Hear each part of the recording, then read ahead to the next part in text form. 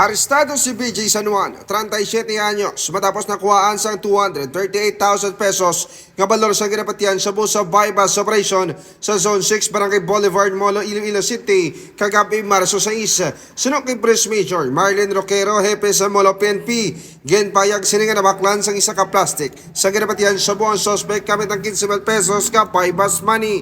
Sunok pa kay Roquero, yaratanan sa pito ka mga plastic sang illegal nga droga ang ilan na kumpiskar nga nagabugat sa 35 grams. Samtang nagdangat naman sa duha ka sibana ang ilang monitoring at isgin ka sa ang operasyon kag nahibaluan sa area inisang kalumpang Molo nagakuha sang supply. So sa na-recover nato no, mapitaw tanan ka mga sachet, ang iyang kabukaton sini is more or less 35 grams kag may standard drug price na 238,000 pesos.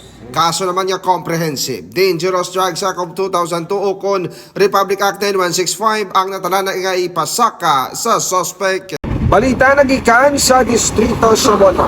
Ako naman si K5 Aaron Refoyo para sa Kampiyon na Balita, Serbisyo Publiko kag Kaligawan sa Iloilo. K5 News FM.